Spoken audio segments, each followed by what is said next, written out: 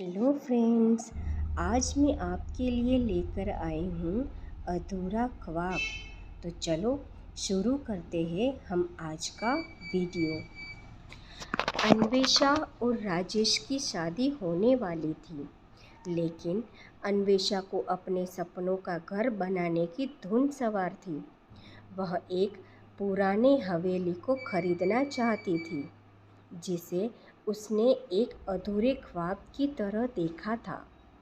वीर, जो एक रहस्यमय फोटोग्राफर था, अन्वेषा के जीवन में आता है और हवेली की तस्वीरें लेने लगता है। अन्वेषा को वीर की मौजूदगी अजीब लगती है, लेकिन वह उसकी कलात्मकता से मोहित हो जाती है। जैसे जैसे अन्वेषा हवेली में काम करती है, वह अजीबोगरीब घटनाओं को अनुभव करने लगती है। उसे रात में हवेली में परछाइयाँ दिखाई देती है और उसे लगता है कि कोई उसका पीछा कर रहा है। वीर, जो हमेशा उसके आसपास रहता है, उसे इन घटनाओं से डराने की कोशिश करता है, लेकिन अन्वेषा को उस पर शक होने लगता है। एक दिन अन्वेषा को पता चलता है कि हवेली में एक गुप्त कमरा है, जहां उसे एक डायरी मिलती है। डायरी में राजेश की पूर्व प्रेमिका नैना के बारे में लिखा था, जो एक गुप्त एजेंट थी।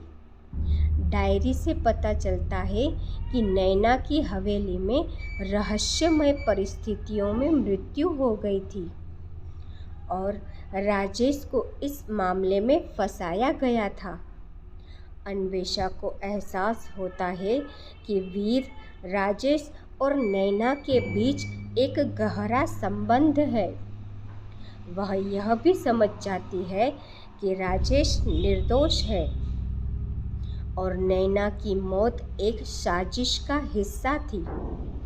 अन्वेषा वीर के इरादों को समझने की कोशिश करती है, लेकिन वीर उसे हवेली से दूर रहने की चेतावनी देता है। अन्वेषा वीर के इरादों को जानने के लिए राजेश के साथ मिलकर हवेली में वापस जाती है। वे दोनों मिलकर हवेली के रहस्य को सुलझाने का फैसला करते हैं। इस प्रक्रिया में वे एक दूसरे के करीब आते हैं और उनके बीच एक रोमांटिक रिश्ता शुरू होता है। अतः अन्वेषा और वीर को पता चलता है कि नैना की मौत के पीछे राजेश का दोस्त रवि था। रवि राजेश से ईर्ष्या करता था और उसने नैना को मारकर राजेश को फंसाने की कोशिश की थी। अन्वेषा और वीर रवि को पकड़ने में कामयाब हो जाते हैं और राजेश को निर्दोष साबित करते हैं। इस पूरे मामले में अन्वेषा और वीर के बीच प्यार का एहसास होता है और वे शादी करने का फैसला करते हैं। कहानी का सार: यह कहानी प्यार, विश्वासघात और रहस्य से भरी है। यह एक ऐसे जोड़े की कहानी है जो एक साथ मिलकर एक भयानक रहस्य को सुलझाने की कोशिश करते हैं और इस प्रक्रिया में वे एक दूसरे के प्यार में पड़ जाते हैं। अगर आपको मेरी स्टोरी पसंद आई तो आप मुझे लाइक, सब्सक्राइब और कमेंट करना ना भूलें। Thank you for watching.